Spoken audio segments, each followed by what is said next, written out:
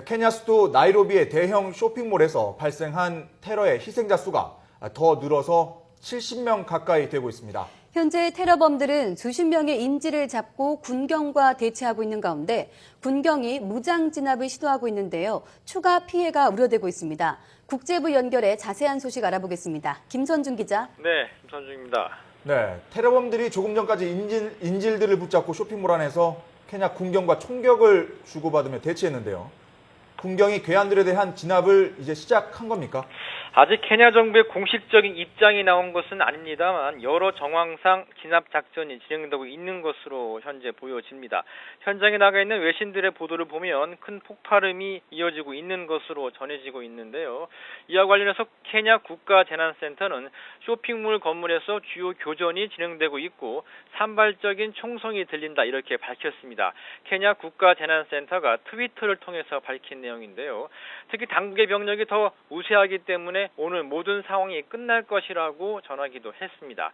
우후류 케냐타 케냐 대통령도 저녁쯤에 발표한 성명에서 테러범들을 한 곳으로 몰아넣었다면서 테러범을 제압할 좋은 기회를 잡았다고 말해서 조만간 인질 구출 작전이 벌어질 것을 내비치기도 했는데요. 한번 들어보실까요?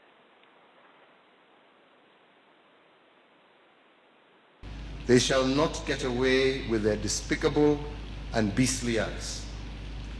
Like the cowardly perpetrators now cornered in the building, we will punish the masterminds swiftly and indeed very painfully.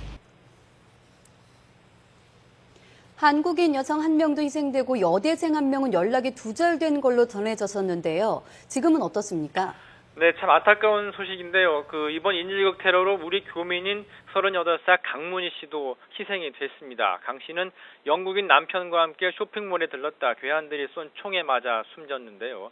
어제 앵커가 말씀하신 당초 케냐를 여행 중이던 한인 대학생 한 명은 연락이 당초에 안 된다는 제보가 들어와서 현지 공관이 긴급히 확인을 벌이기도 했는데 다행히 무사한 것으로 확인이 됐습니다. 다른 지역을 여행하던 것으로 알려졌는데요.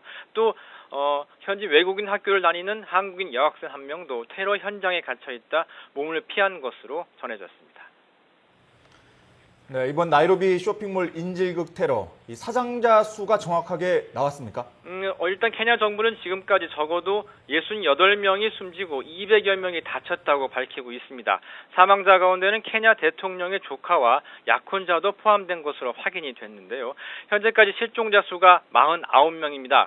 대부분 쇼핑몰 안에 무장 테러범들에게 인질로 잡혀있는 것으로 파악이 되고 있는데 아직 인질들의 생사 여부가 밝혀지지 않고 있기 때문에 정확한 사상자 수는 나오지 않고 있습니다만 현장을 빠져나온 생존자들의 진술을 들어보면 쇼핑몰 안에 시신들이 더 있는 것으로 보여서 사망자 수는 더 늘어날 것으로 우려가 되고 있습니다. 소말리아 이슬람 반군 단체인 알샤바브는 이번 테러가 자신들의 소행이라고 주장했는데요. 알샤바브는 그동안 케냐가 소말리아의 군대를 파병하면 보복을 가하겠다고 위협을 해왔습니다. 지금까지 국제부에서 전해드렸습니다.